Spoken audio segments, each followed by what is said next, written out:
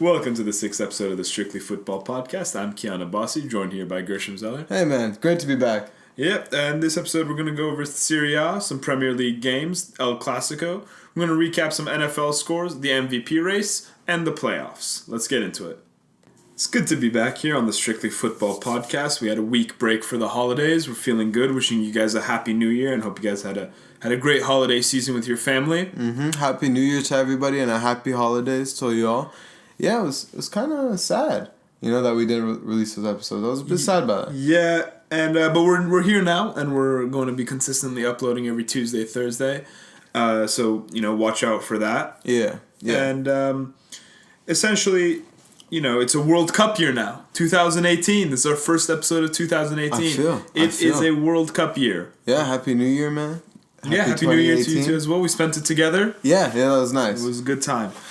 Yeah, let's. We'll get right into the football action we have, and the Premier League was the main league that was on display. They never get a break, the Premier League. You always have to have football in England. It's just the rule. That's the way the cookie crumbles in England.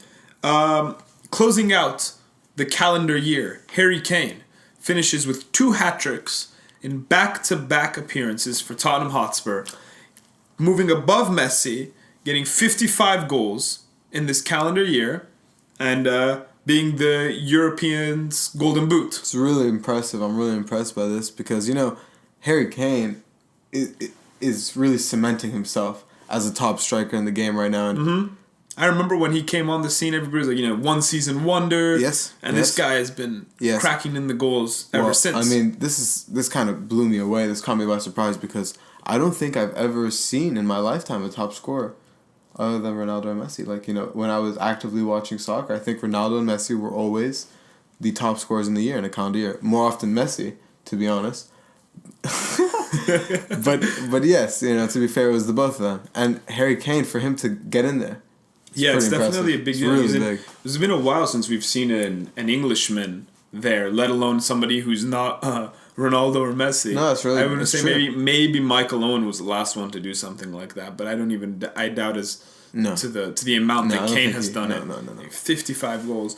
But this serves as such a testament. I was thinking about it a little earlier. Was Messi scored 96 goals. Yeah, it was incredible. In a calendar year.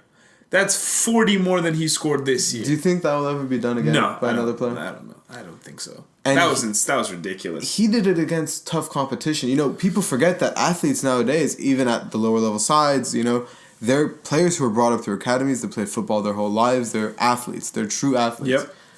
We know Messi beat Gerd Muller's record. Yeah. And he was playing at a time where it was really semi-professionals. I'm not trying to take anything away from Muller because he was an exceptional athlete himself, right. A great player, won a World Cup with Germany. He's a very good player. But, he did it against semi-professionals. Messi's doing it against real athletes. Yeah. And, I mean, I don't think this will be done in our lifetime again. This was incredible.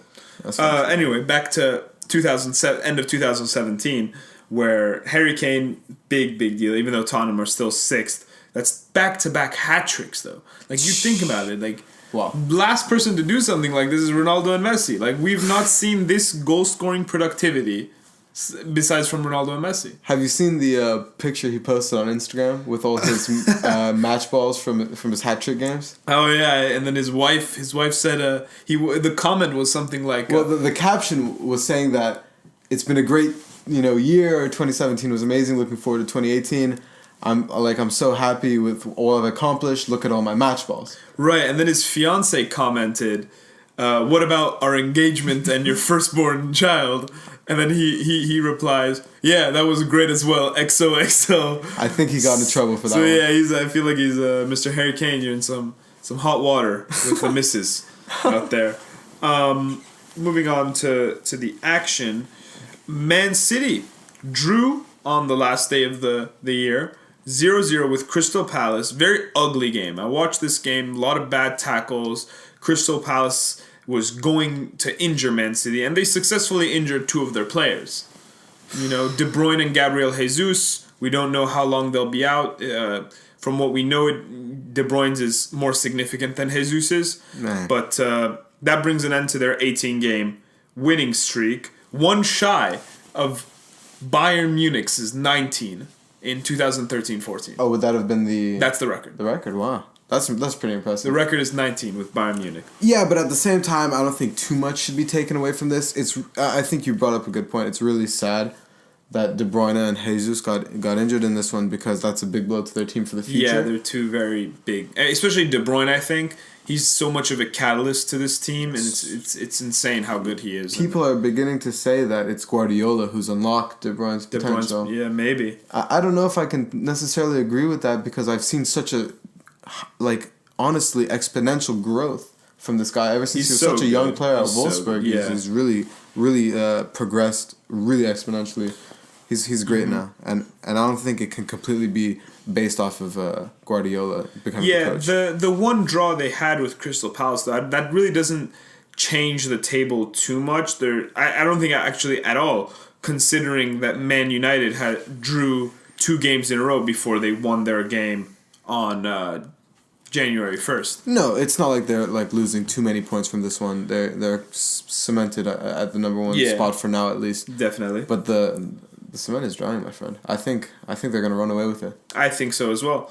So then I guess it becomes not only a fight for second place, but really second place really doesn't matter. You just need to be in the Champions League position. For sure. That's always interesting in the Premier League. Right. And the way the table is right now, you have Man City and then Man United, who had 2 back-to-back draws and then a win today against Everton. Oh, it was a nice win. It was a convincing win. Everton looks like a really beaten squad. They suck the life out of games. I've said this before. I don't know. Everton has a really big disappointment this year. Yeah, and the one blow to Man United, however, is Zlatan's out for a month, but Lukaku sustained a very critical head injury, taking him out. There is no time frame as to when he's going to be back. But Mourinho said it is very serious. Wow. And you never want to see that. You never want to see a head injury. Man. But I mean that's Man United are left without a striker, maybe, Marcus Rashford. But Marcus Rashford is no Romelu Lukaku or Zlatan Ibrahimovic. It's true. And he's actually pretty good at the number 9 spot though. No, he's good. He's just, you can't compare him to Lukaku. We'll see. I think time will tell. We will see. Yeah, Man United's spot at second place, though, is slipping. It is becoming very tight. Chelsea's breathing down their necks. Right, they're only 2 points above Chelsea and 3 above Liverpool. And Liverpool have this one man in Mohamed Salah who cannot stop scoring. I mean, not all of their success can be based on Mo Salah, but... Jesus, he's playing very well. Coutinho, and the whole team, their attack is playing very well as is well. Incredible. Yeah. And now they've signed Virgil van Dijk. Yep. For a record transfer fee for a defender, by the way. This side will challenge for the Champions League next year, I think. You think so? I really think they're changing the philosophy at Liverpool. I think they're going to be reminiscent of the Dortmund side from 2012. I love Jurgen Klopp. Yeah. I love his character. Offensive coach. I really like this man. He's great. And then Arsenal are sitting with 6 points behind Liverpool, and Tottenham are 1 point behind Arsenal with 1 game to play, 1 game in hand. And but I think, could we get a top 4 besides Man City? I think it'll be Man City, Man United, Tottenham, and Liverpool. Tottenham and Liverpool. I'm going to disagree. I think it's going to be the top 4 it is right now. So Man City, Man United, Chelsea, and Liverpool? And I think it's going to be in that exact order as well. I think that just lines up perfectly. I can see it happening for sure. I can see Man United maybe slipping considering their injuries piling up. That's for sure. That I can see as well. Maybe Chelsea at the 2 spot, in my opinion, and United at 3. Yeah, I could. Maybe, yeah, we'll see. It's a lot of football left to be played. Yes. One thing I did want to bring up actually with the Man City's injuries. This has been going on a lot where these teams are going for Man City's legs and the refs are not calling these. I hadn't been aware. These are big hits. They got Gundogan, they've hit Sterling, Stokes up into the calf. It's bad. It's dangerous, red card tackles. and maybe there's a certain double standard on Man City. Teams want to go after them. That's a bit of British football. And the refs are, I mean, whatever. I mean, you got to protect the players, though. Well, yeah, of course, at all costs. But, at the end of the day, it is really just a bit of British football. And Pep Guardiola. But Pep Guardiola is very frustrated. He's voiced his frustration with the refereeing. And he should be. Oh, yeah. He's not used to this warranted. It's warranted. With the leagues he's been in. But you look at a team Man City, which is going to be challenging for the Champions League as well. Oh. And without having some of the depth that they have been used to, with, Jesus coming in for Aguero, now you don't have any Jesus. Gundogan's in and out. Yes. Now De Bruyne is, facing a maybe lengthy injury. Sheesh. Maybe does it look back to, are we seeing the English teams in the Champions League just become the English teams in the Champions League of before? I think so. I think Chelsea's going to get kicked out by Barcelona. Mm-hmm. I think City will eventually crumble, maybe in the quarterfinals or the semis. I could see them getting to the semis, but I don't think they'll get to the final. I don't think we're going to see any English teams in the final this year. I doubt it as well. I've spoken to a few people of our friends and others, colleagues. Our colleagues and our people who love to watch football as well. A lot of people have been saying that they don't want to see Madrid or Barcelona win it. I mean, you and I can attest to that, as we are fans of each respective team. True. But I can see where that comes from, considering there's been a 4-year dominance. Well, what do you Spanish what do you expect? I think honestly, we take it for granted that these two teams have the two of the top 3, at least, best players of all time in football history. Yeah, playing against each other, faced head to head. Many times. We're witnessing something that we may never see. I am guaranteeing we'll never see it again. Yeah, it's pretty incredible. I've actually read something that it was Ronaldo's his biggest weakness is that he was born in the same era as Messi. It's true. Because any other era, it's just Ronaldo. Oh, for sure. He's so head and shoulders above everybody. He wins maybe 7 Ballon d'Ors. Yeah.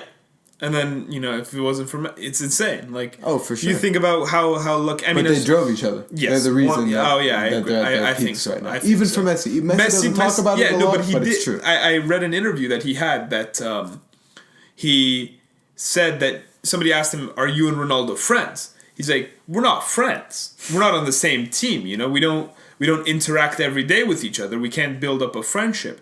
But we're not enemies. Yes. Because that's just like a civilized approach to it, of course. He's saying, I drive him to do better, and he drives me to keep improving. Well, Messi's just a poster boy for, he says the right things. He's very well trained with the media. This is insert the Sepp Blatter.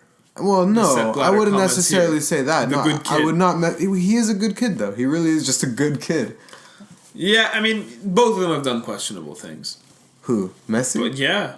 There's plenty of videos of Messi mistreating fans and people. Whoa. Now you're diving into that. But I'm saying they're not so much of the goody two shoes that we make them out to be. This is like YouTube compilations or like your lip reading and that. Sure, all right, okay. I don't want to get into that. I bet. Okay, we'll move on. But we'll move on to El Classico. And we woke up. That's a good topic. 4 a.m. for you. It's a good topic for you. We woke up, both of us, 4 a.m. Watched the game, and we had very different reactions to the game. Well, I think my joy is a bit overstated because there was some worrying signs in the first half. And that's what I wanted to comment on that. You have to start with exactly. That. I woke up 4 a.m, was sipping my coffee on the couch, didn't want to go fall back to sleep. I wanted to watch this game. Oh, yeah. And then first half comes out, Real is controlling possession, they've created chances, Benzema's hit the post. Ronaldo can't stop getting the ball. Was getting the ball. And he swung and missed, which was... We never see that by Ronaldo. Kind of comical. That was comical indeed. But, but I was so inspired. I was like, you know what? Dude, we're going to win this game. This is a turning point of the season. I was high-key. I was really, scared. I was like, I've never seen a team dismantle Barcelona like this ever in my life. Except for when Bayern played Barcelona. Yeah. Juppheynckes is Bayern. Juppheynckes is Bayern, then winning the Champions League that year. Yeah. Anyways. Madrid played amazing. We go into halftime. I'm feeling good. Maybe you're a little nervous. I was actually feeling good, on the other hand. I knew when halftime came, they would make changes. My biggest skepticism of this match, before it even started, was when I saw the team sheets. And I saw a certain Francisco Alcaron on the bench. Yes. Replaced, for those of you who don't know, that's Isco. Yes. Replaced by Mr. Mateo Kovacic. Yeah. To shadow Messi. How well did it work in the first half? To perfection. But you pretend like Messi doesn't know this. Well, yeah, Messi, there's videos of Messi that usually for the first 15 minutes of any game, that's when Messi's the least active in getting the ball, creating dribbles, making passes, because people theorize that he's just walking around and understanding the feel of the game, the lay of the land. So he just walks around and sees how the ball is moving, how the possession is playing, how the opposition is playing, and he finds the weaknesses and exploits it. Mm-hmm. In this particular match, I think it took him 45 minutes to completely dissect what Real Madrid was doing. He figured it out. And then right as halftime started, I sensed the change of tempo in this match, that it favored Barcelona. And I got this feeling in my stomach, and I was like, oh boy. Well, people forget that Iniesta and Busquets are still two of the greatest midfielders of all time. They were involved in obviously one of the greatest sides of all time in that key midfield that was it was the perfect midfield. With Busquets at the center defensive midfield role and Xavi and Iniesta at the helm. It was a perfect midfield, and you can't forget about their talent. And they showed up in this El Clasico, both of them. Yeah. And then maybe a unsung hero of the game on Barcelona's end, I want to give a quick shout out to Ivan Rakitic. And Paulinho. And but more so Rakitic, I would feel like he had more influence on the game. Yes, he did. But the first goal, where everything changed. Barcelona's on the break. Beautiful run by Rakitic. Barcelona's on the break. Rakitic is taking the ball up maybe from his own half, maybe 20 yards. It was all created by Busquets. Right, no, but I'm saying he takes it from within his own half. Yes. Starts dribbling it up through midfield. Around the bottom of the center circle, Mateo Kovacic steps off Messi. Yes. Starts to pressure the ball, which is what you're supposed to do if Messi's not on the other team. If it's any other person besides Messi. Honestly. He steps up and then he thinks, what is my job in this game? My job is to shadow Messi. So he drops back, giving Rakitic, countryman, Yes. Open. You guys can watch the highlights. He runs for 40 yards. He left him a solid 10 meters of space, of free space. With no contention. Yes. He just walked, basically. He could have walked. Yes. There was 3 Real Madrid defenders. But they were also backing off because they had assumed that Kovacic would mark the man. Right, exactly. So this is where the confusion, this is where the whole... Exactly. And then Rakitic lays it off to Messi, to Sergio Roberto, who... No, but I'm saying Sergio Roberto was given him being open, wide open, due to Kovacic being on Messi again. Yeah. Which falls to that. Really perfect because Messi pulled the defense away. Even when Messi doesn't touch the ball, he creates the goal. That's really what happened. That is true. And then Sergio Roberto plays a very nice pass across to Luis Suarez, who finishes it past Keylor Navas. Well, it was a bit... Keylor Navas is a great goalkeeper. He even got his fingertips to this one. Yeah. It was a good finish. Yeah, it was. But after this goal, was it 50 minutes... At the 50-minute mark, something like that. Barcelona was more comfortable on the ball. They kept more possession. And it was done. Yes. It was done. Once we had the game, we had... once Barcelona... You guys weren't giving it up. Well, once Barcelona had the game, they had the game. Umtiti wasn't playing, my bad. PK, oh my God. We have to give a special shout out to PK. He played amazing. The first half, the only reason Barcelona didn't concede a goal was because of PK. Really, and Ronaldo missing the ball completely. Well, yeah, but a lot of times... But you think if Ronaldo got contact on that ball, I think that's in the back of the net. Oh, yeah, for sure. It was really strange. No, I really didn't expect him to do that. To just completely whiff it. Yeah, and then But anyway, if you guys haven't seen this match, spoiler alert, Barcelona won 3-0. Messi scoring on a penalty and then assisting on the left without a shoe. Yeah, without a shoe. He assisted without a shoe. In the 90th minute. In the 90th minute, and he put an end to the La Liga season. You think so? Yeah. Yeah, I think so too. I don't want to be too there's a lot of games left, so I don't want to be too finite and say it's over, but yeah, it's pretty much over. I think Barcelona should be focusing on the Champions League now.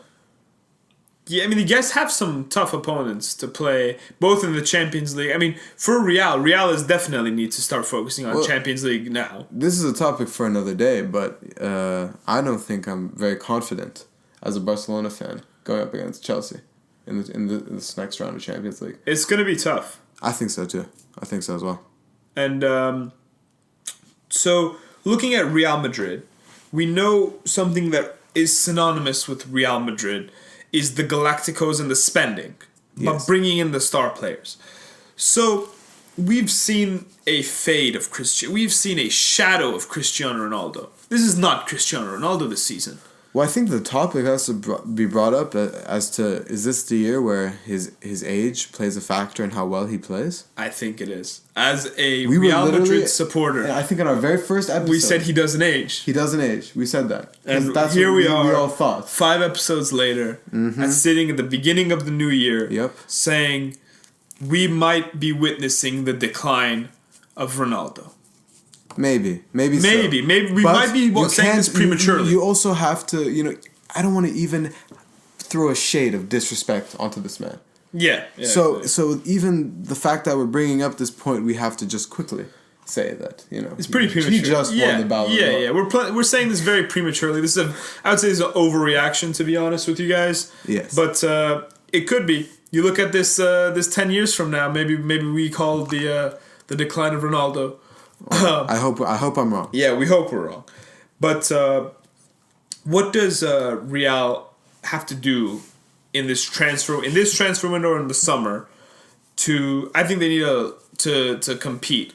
I don't think they need to make any transfers. I think their team is stacked as it is. Honestly. I think there's one position at striker where they need to get rid of Karim Benzema, who cannot find the goal. So who is your realistic dream striker for Real Madrid? Paulo Dybala. Really? Yep. That's very high wishful thinking. That's high hopes. I'll bring it a step down then. Pierre-Emerick Aubameyang. I think that would be more realistic.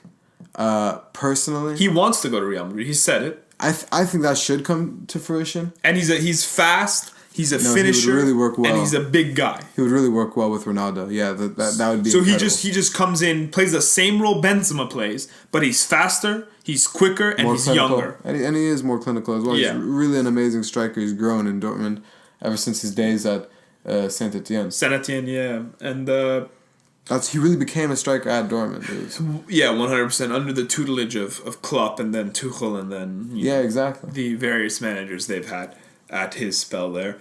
But yeah, I think it's over in La Liga. We think it's over in the Premier League. Is it over? It's over in Ligue 1. It's over in Bundesliga. Well. But the one league it's not over in. Are you sure it's over in Seria A, my friend? It's not. Sure I didn't say this. Oh, it's my friend. I was about to say that the one league it isn't over in is the Seria A. Okay. Yeah. Fair play. I don't think it's over in this area. Inter lost a couple. Juventus has been gaining some ground. Napoli is just as strong as ever. We had a weekend of games this weekend. And to be honest, some of them were, just to be fair with you, disappointing, my friend. Right, but every single time. Okay, but let me. Before we get into this, I just wanted to say that a lot of the games were the cup games, and a lot of the viewers know, the listeners know, I am a supporter of AC Milan. Sure. And it has been a horrific season. This has been a horror movie. Sitting pretty at the 11th spot. 11th spot. We're in the bottom half of the table. Oy. This is awful. I am embarrassed as a Milan fan. But They remind me of Everton a bit, with the amount they've spent and the disappointment. Speaking of actually Milan, Sevilla just hired Montella, who is Milan's old manager, who was replaced by Gattuso. But apparently, Gattuso has lost a few games and drew a few games. Only won one game so far during his time at Milan. Yeah, but he was given the chance one game, which was the Derby della Milano versus Inter in the Cup. If you lose this game, Gattuso, you're out. But if you win, maybe it's because Inter's, sitting in third place. They've been a strong side. If Milan win this, maybe it's a change in the season. Maybe they can push for a Europa League spot. Yeah, definitely. They end up winning it in overtime thanks to the help of 18-year-old Patrick Cutrone. Oh, yeah. And so they do win 1-0. That's a good story. And keeping Gattuso on for now. That doesn't sound good when your bosses are telling you your whole entire career is based off this one game. Yeah. It's not a good sign. Gattuso has been a bad manager. He's mismanaged this team. He's mismanaged the other teams he's managed. AC Milan needs to get rid of putting former players as coaches. Well, that's not necessarily true because a lot of former players are great coaches. But not Pippo Inzaghi. Why not? Because he already was the manager of AC Milan and he didn't succeed. Well, he was given a chance. He was given a limited chance. He wasn't given the team for more than a whole year. So he went to the new Venice side in the third division of the Seria Italian league, but Seria A, and he was able to bring them up to Seria B, which they're currently at now. So now he's showing signs of becoming a little bit better manager. Right.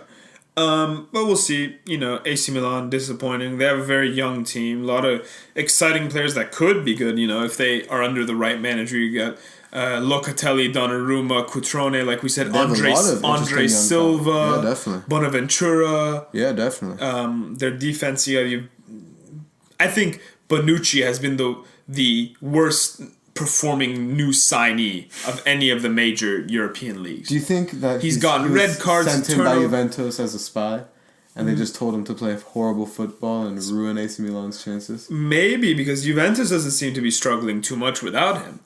No, they replaced him with the young centre back Daniel Rugani. He was really impressed this season. Well, we'll see. I think if Milan get a striker that's established in the Serie A, like I've been saying to you, maybe not to our viewers since we haven't really talked about this on the air. Yeah. A certain Andrea Bellotti. I love the way he plays. I love Andrea Bellotti. I think he's perfect for Serie A. Yes, I think he's perfect for AC Milan. And we'll see if the new Japanese ownership is listening, which they aren't. I guarantee you that. But as a Milan supporter, we want Andrea Bellotti. Make it happen. Edison Cavani. I think he's a little out of reach. Although we have the money. How about Edison Cavani for Real Madrid? Would you like that? No, I wouldn't. Although he's established, he's also on the older side. He is. And I don't want that because you got. But he's world class. He's world class. He's clinical. But it's a little. He currently has 19 goals in the Ligue 1. Yeah, no. He leads Ligue 1 by a lot. He leads all leagues actually. Yeah, in the season. Yeah. No, he's established and he's a great striker, but I don't think he'd fit at Real, but he's just too old. I can see why you say that. I personally would disagree. I would be very scared as a Barcelona fan if Real Madrid signed Edison Cavani as their new striker replacement for Karim Benzema. But at the same time, I agree with you. I think Aubameyang would be better. I think he'd be the best fit, if they honestly. had a choice. Yeah. Speaking of Edison Cavani, he used to play for Napoli. Napoli sitting first place right now. Well, you know who stayed along? At the time where Edison Cavani started building up a hype, Marek Hamšík. Yeah. Was also building up quite a bit amount of hype. And he stayed there. He's really balling out for Napoli. He is #1 goal scorer of all time for a club that had a certain Diego Maradona on it. Awesome. Really, really awesome. However, I don't think they'll stay at the #1 spot. I want them to. I want Napoli to win the Scudetto. I feel they're only 1 point above. They're only 1 point above Juventus right now, but I want that to happen because I don't want to see Juventus' dominance continue. I just don't think there is stopping Paulo Dybala. You brought him up earlier. He just had 2 goals over the weekend, and I think he's just continuing to have that goal scoring mentality and that form where he has to be the one to say that, yes, I'll be the one who scores the goal, I'll be the one who makes the play, and he's beginning to become that player. Reminiscing, it kind of reminds me of Messi. He's kind of taking on that responsibility. Argentine, left-footed, nimble, yeah. But as we said, Serie A is not over. No. But the two are, I mean, earlier in the season, it was between 1 and 6, it was like a 5-point difference. And we were like, maybe this so interesting. Maybe this blah, week blah, blah. Roma can go, and then this week Inter, and then Juve or Napoli, maybe Lazio. But now Napoli and Juve are beginning to separate themselves from the rest of the pack. Inter is 6 points behind Juve, 7 behind Napoli. So I think just because of the way Serie A is played and the type of league that it is, it's between Napoli and Juve, and between those two, there's really no room to mess up for either of them. I agree, and I think Juventus is going to have less mistakes. It takes little mistakes, little mess ups, I can see and that. I think Juventus is well trained, and I think they'll be able to continue to win another Serie A title. Yeah, and that essentially concludes our world football part of the segment. I miss talking about soccer. I miss really this. nice. This is good. We had a lot to get off our chests. We did, and it was good to be able to speak to you guys. Like we said earlier, this is the year for soccer fans. Mm-hmm. It is a World Cup year. Yeah. I cannot express how much I am excited for Russia 2018. Yeah, let's get excited. It's time to get excited. It's time to get excited. We're T-minus 6 months until Russia. That's a bit of a play. Yep. All right, we'll be back with the NFL part of our show.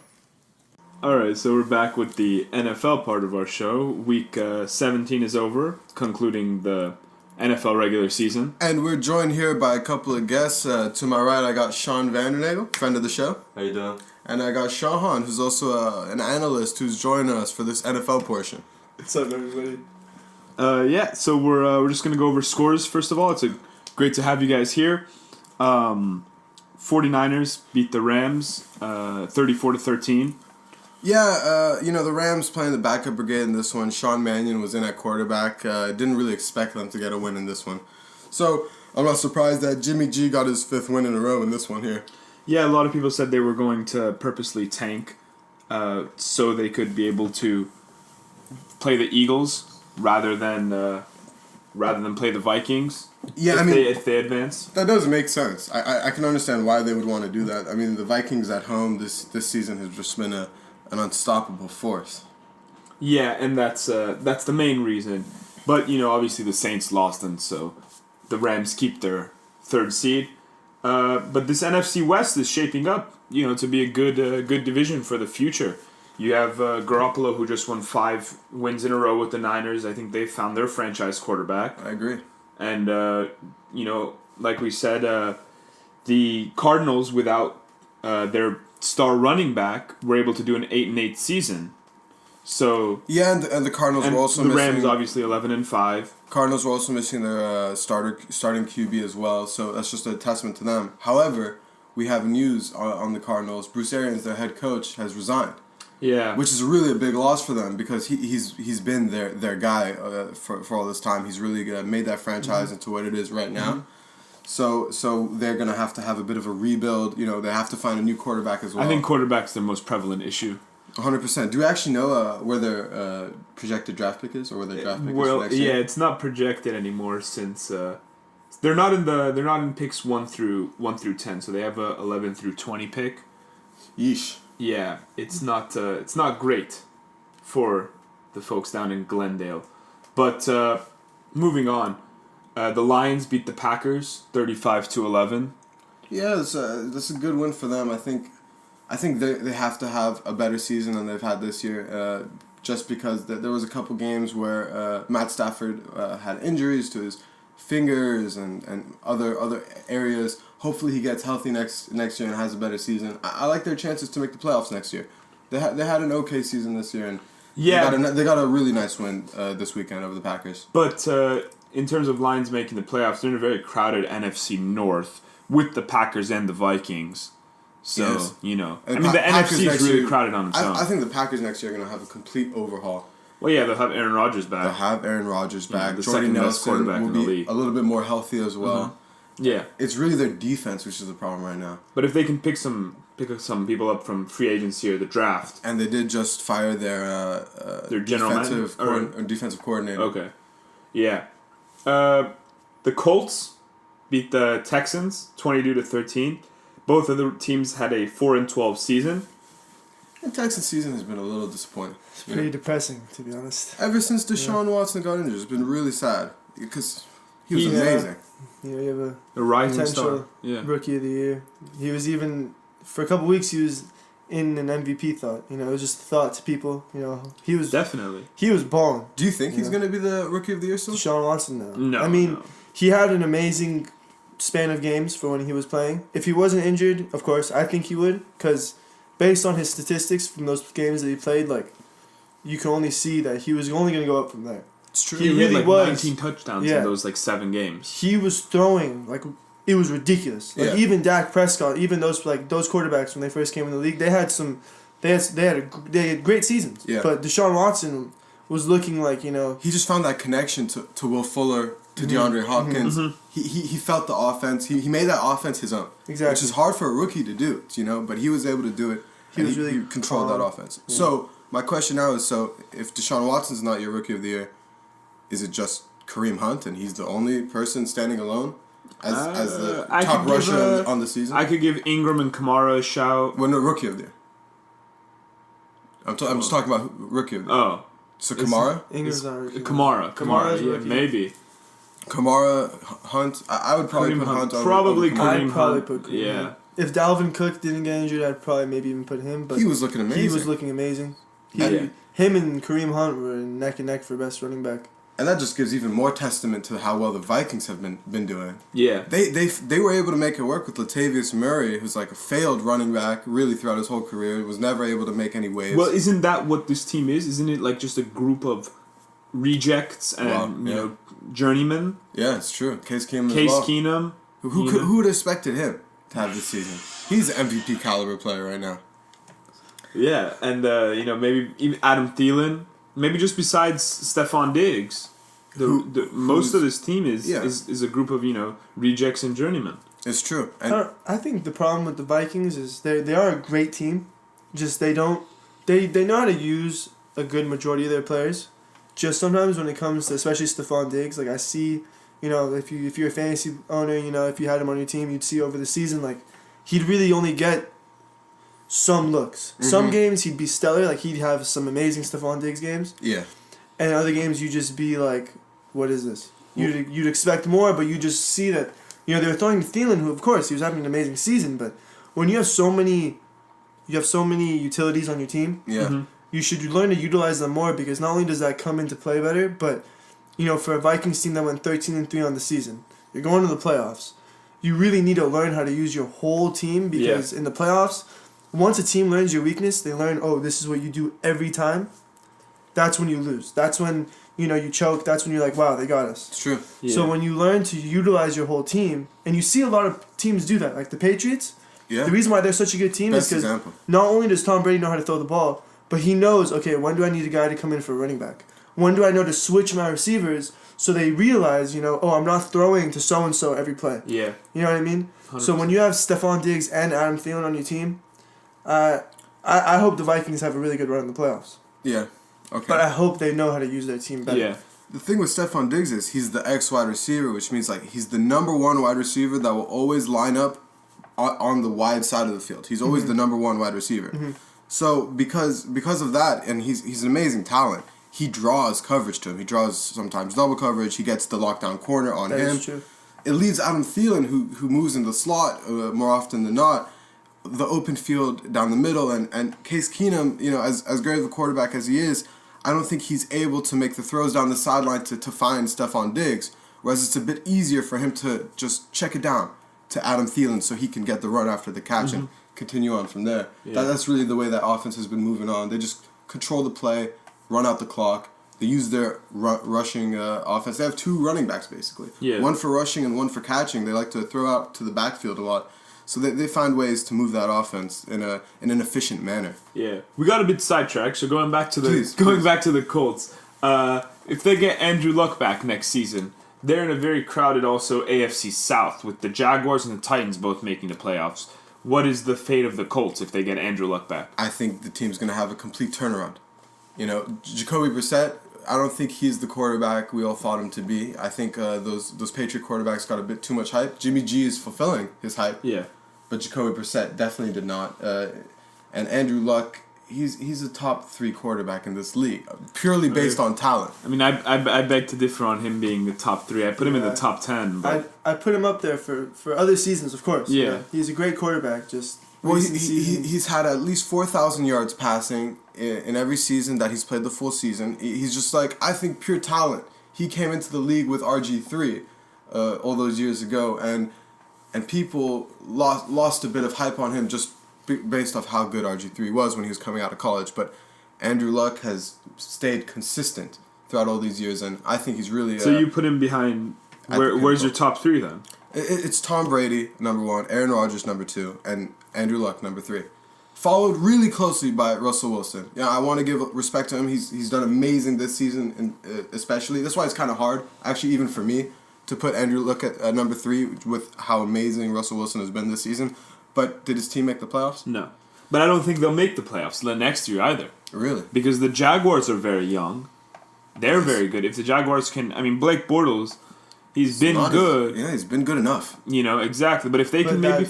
That won't get you too far. That won't get you... But their defense is ridiculous. Their defense is amazing. And Jalen Ramsey and AJ Bouye are some shutdown corners. Yeah. That's pretty impressive. And then you look at the Titans. You got a very young team in the Titans. And Marcus Mariota had a worse season than last season, and he made the playoffs. Marcus Mariota regressed this year. He did, but he still made... Like, you see what I'm saying? He made the playoffs, even though he was worse. That's true. So, it's, again, that's... I mean, we'll see. NFL is very unpredictable. I mean, who predicted some of these? Like, the Bills making the playoffs, the Jaguars. There's always a bit of turnover, a bit of changing of the guards. You know, the teams that were amazing one year may slip off the next year. But the one constant will always be the Browns playing like dirt. And the Patriots playing like they found a mountain of gold under their sheets. Now you see with the Browns, though, as you're saying. You know, I have hope in the Browns. You know, they drafted Deshaun Kaiser, who looks to be... Right now, he's a really whatever quarterback. Yeah. You know, he seems to... You know, there was a game against the Chargers a few weeks ago. We actually watched that game together. You know, we saw... You know, he would lead the team up the field. And they'd get up the field. You'd see them get to the other team's end zone, but what would happen is they just wouldn't come up with the points. He looks a lot better with Josh Gordon. Yeah, of course. With Josh Gordon, they look way better. They look like a way better team. I'm glad you brought up that game against the Chargers because that was the coming out game for Josh Gordon this season against Casey Hayward, against such a great defense, and he was still able to get it done. So I think you're right to point out Deshaun Kaiser. Do you think he's their quarterback moving forward? No. I don't know about that. I wouldn't be surprised if the Browns, you know, drafted a couple more shitty quarterbacks because that's. Well, they do have the number 1 pick. They could. I mean, they have the number 1 pick and the number 4 pick via the Texans. Wow. That's honestly a beautiful thing for Browns fans to see, but are they going to mess it up? Like they've messed it up so many times in the past? I wouldn't be surprised if they did. Moving on to the next score we have. The Vikings beat the Bears 23-10. I mean, we talked about the Vikings and how good they are at home. They boast a 7-1 home record. And the fact is they were the only team of the top 4 seeds in the NFC to win this weekend. Oh, that's interesting. So they carry that momentum going into the playoffs. I think a lot of that has to do with the coaching of the team. You know, we don't talk about that enough on this show, but coaching on NFL sides is really important because it dictates everything in the game. I mean, that you can attribute... A perfect example of that is the LA Rams. You know, they didn't change much. No. Jared Goff was there last year. Todd Gurley was there last year. They still have Aaron Donald. But they changed their coach, and boom, they're a 3 seed in the NFC playoffs. Yeah. And it's big, and same with the Vikings. Well, they went to having an offense that was in the lower half. And they had the last offense in the league. This year they have the number 1 offense in the league. It's never happened before. And it's all because of McVay. Yeah, I agree, 100%. Jared Goff, though, you gotta give him... Yeah, totally. You gotta tip your hat to him for playing literally nothing last season. And everybody talking about... like your entire rookie season, you're a bust. That's what I'm saying. Everybody was saying, this kid's a bust. Think of how that toll that has on you. You're in a big city, big market like LA, where literally nobody's gonna come watch you unless you're winning. So, what is that like? And everybody's calling you a bust. Yeah. The whole country, and then you come out and you do what you've done this season. I think that Jared Goff's like performance and his ability to become this quarterback that he is now is only achievable through the change in coaches. Yeah. You see the mentality. And even Jeff Fisher's claiming some credit though. No, he can claim nothing. Jeff Fisher was shit. He could have ruined Jared Goff's career because he didn't give him the reins. He didn't trust Jared Goff, which he should have. Yeah. And because of that, I think Jared Goff lost a bit of confidence, which is understandable. But he's gained a lot of confidence this season. He's gained it back. The mentality of Sean McVay was completely different. He understood that Jared Goff is the man. He's a pro baller and this season. He's a pro baller. Rightly so. You know? Running the number one offense in the league, of course he's a pro baller. And what's good, like, what was shitty for them last season was, with Jeff Fisher, you have Todd Gurley. And, like, a lot of these players in the NFL, it's not like other leagues, other sports where, you can be in a sport for 20 years, Yeah. Play so long. Like, in the NFL, you only have so much time. It's true. So when you have a player like Todd Gurley, especially, you have such a great running back, you can't waste those years doing what you did last year. Especially when they're hot. Especially, of course. You've seen it before with, like, top five running backs that when they come into the league, they're amazing, but 3 years later, they're out of the NFL. Yep. Exactly. It's happened That's before. the average, span of a career in the NFL is 3 seasons, which is insane. Next up, the Patriots beat the Jets 26-6. They have the number 1 seed in the AFC. That's another constant. Patriots beating the Jets. Yeah, that's just nothing too different. Giants got their 3rd win, beating the Redskins 18-10. They're 3-13 on the season, and they hold the number 2 pick in the NFL draft. Is this the end of Mr. Eli Manning? I would wager to say no. I think they're going to pick a quarterback with that 2nd spot, but I think Eli Manning will be the starter next year. Okay. Yeah, I think they're going to do a lot like what the Cowboys did when they had Romo. They're going to draft, a good quarterback, and maybe, not now, but maybe a year from now, maybe 2 seasons from now, because it's still Eli Manning. Eli Manning. He's a 2-time Super Bowl winner, a Super Bowl MVP, Exactly. I mean, when McAdoo benched him, it eventually led to him getting fired. You treat this man with respect. Exactly. Yeah. It's your starting quarterback for God knows how long. Exactly. Possibly the worst game of the season. The Cowboys beat the Eagles 6-0. That's 2 field goals coming in the 4th quarter. All 6 points. All 6 points. Count them. It's depressing seeing the Cowboys do that, Against an Eagles team that was benching the majority of their starters as well. So. And that was their first home loss for the Eagles. Yeah, but I don't think too much can be taken away from that other than the fact that it's so impressive that they were able to go undefeated for so long at home. Yeah. Is that something we don't talk about enough? The advantage that the Eagles have at home? Well, the thing is, this is why, as you'd see, look at the Saints and the Rams, who are the favorites to move up from their wild card games, that going to Minnesota is very cold in January. It's true. But it's a closed stadium. You don't get the weather effect. Philadelphia is also really cold in January, but it's snowing, it's raining, it's cold. Snow dome. Exactly. So that really comes into effect, and the Eagles are used to that. But you look at a team like New Orleans, who plays in a domed stadium in the South, so it's warm. Or the Rams, who play in Southern California, where it's sunny. The coldest we've had it here was 68 for a Rams game. That's so they're not used to cold weather. Yeah, they're not. That's for sure. And Nick Foles as well is especially used to cold weather. The teams that he's been playing for some reason, are mainly based in colder environments. And another good point you brought up with the Saints, Drew Brees has horrible home road splits. So when he's playing in road games, especially if they're outside of a dome, if they're not in a dome, for some reason the mechanics aren't there for him. He's just a little bit worse from what's almost perfection, as he usually is. Yeah. Moving on, the Steelers beat the Browns 28-24. Browns, of course, 0-16. But I guess it's good to see them still fighting, even though they have nothing to play for. It's just so sad to see. They really did not win one game. 0-16 season will really kill you. I mean, they're not the first to do it. No, the Detroit Lions. But they're only the second team to do it. It's still pretty embarrassing. It's, oh man. Rest in peace, Browns. As a Browns fan, not me. I have 4 Browns fans. It hurts to see. Your team do so horribly. You're hoping. It's only a amount of time before your team comes back. You're right. Yeah. But it's the Browns.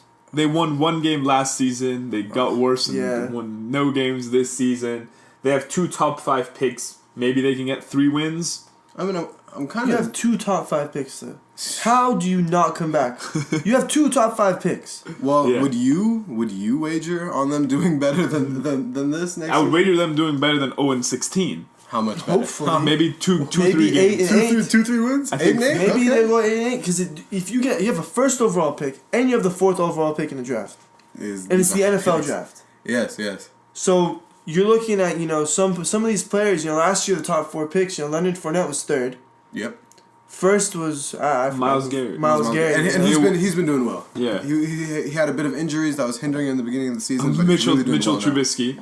See, the top 4 picks are usually the best players that come into the league. So if you have 2 picks in the top 4, and your team still doesn't do well, you might as well just move the Browns out of Cleveland, make a new team. Because I really don't know how I can help you. Well, we did talk about this a couple episodes ago, that when technically the Browns moved to Baltimore and became the Ravens, they ended up winning a championship. So maybe the problem really is Cleveland. Maybe you find a way to get LeBron onto the team and everything changes. LeBron is the quarterback.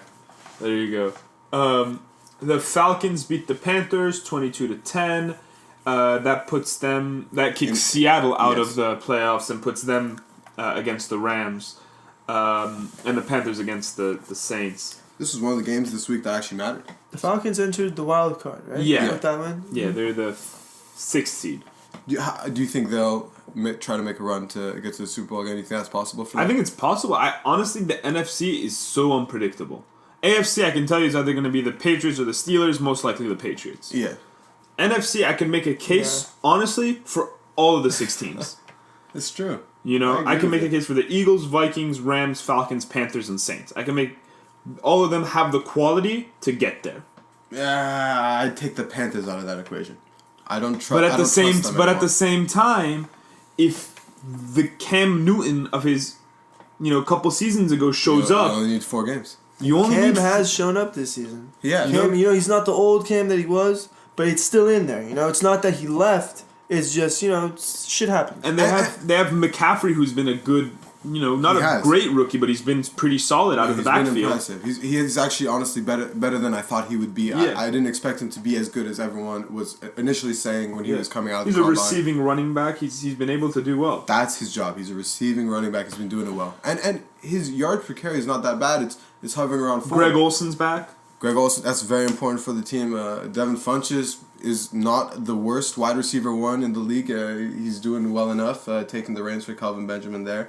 But with the Panthers, what I wanted to bring up was, do you think that the coach tried to save Cam Newton a bit and save his energy, make sure he doesn't get those big hits he takes when he goes out on runs? Because a couple years ago when Cam Newton had that amazing season, you'd see a lot of read option plays for Cam. Yeah. The coach would be more than willing to have Cam go out there and run. But ever since he sustained a major injury last year, they've been a little bit more hesitant to call those running plays. Do you think that they abandon that, and for these next 4 games, only 4 games in the playoffs, they tell Cam to go run out there. Cam, go get it. I don't want him to change what's been working for them this whole season.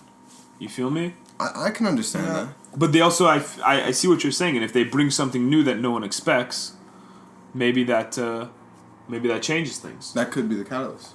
Yeah.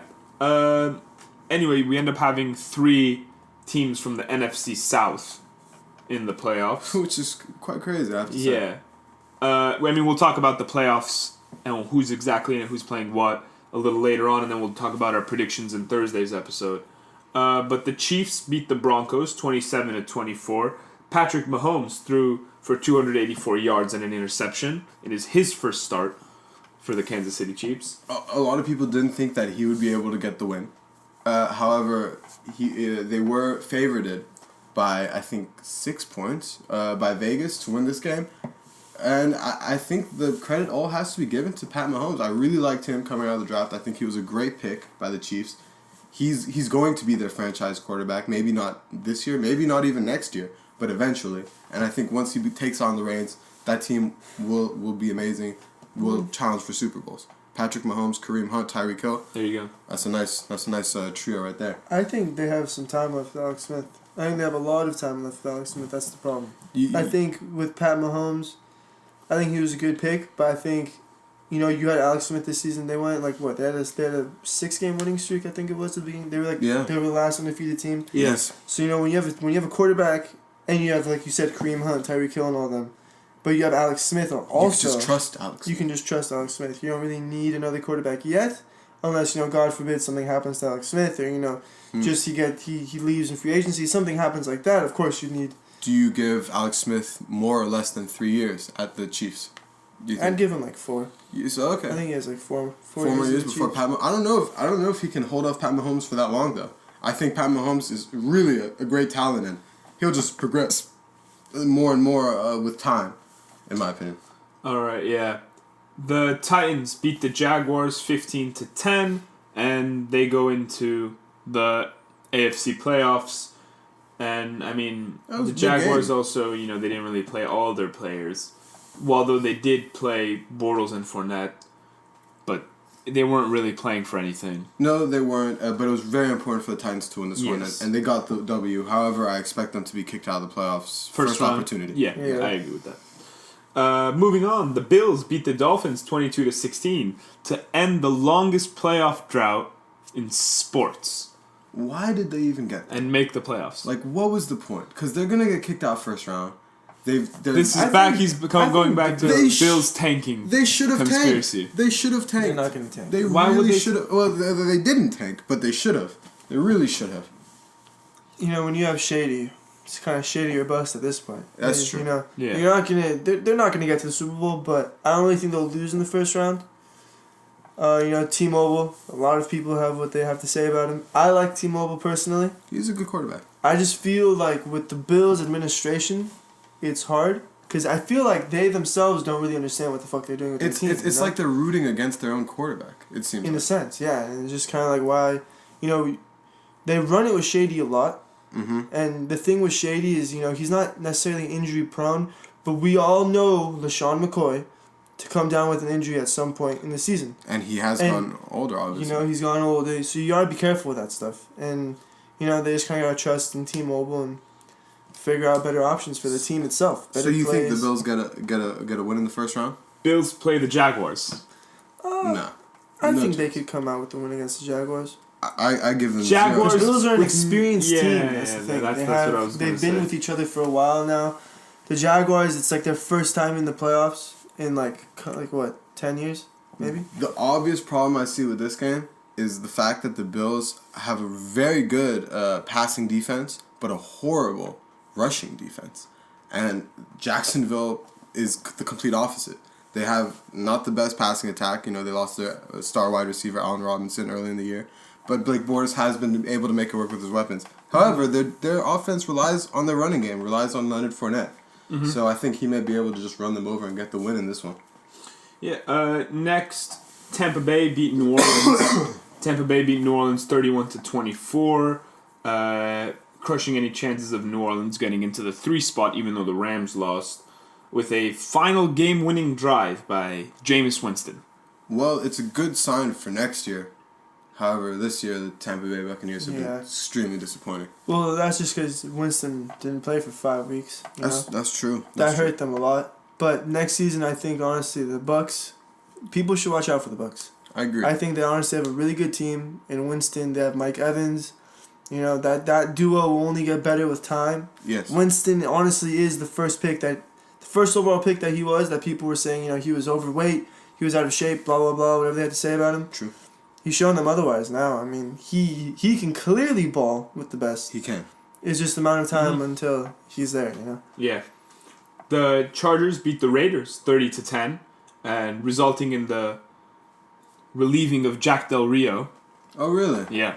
Well, that's sad to hear because I think he's actually quite a good coach, but maybe it's the best thing for the Raiders organization because this year they were very disappointing. Honestly. I don't think the vision was there for them. They weren't looking to the future, and Derek Carr. Before the season, they were my pick to get to the Super Bowl from the AFC. Well, because we saw a different Derek Carr last year. Yeah. Ultimately, the blame has to be put on him. He definitely regressed this year. Yeah. I think the biggest regression of any quarterback in the league was Derek Carr. 100%. He was lighting. They were 13-3 last season, and they're 6-10 this season. And with all his weapons, he has no excuses. Honestly. Moving on, the Seahawks lost to the Cardinals 26-24. Didn't matter if the Falcons lost anyway because they also lost.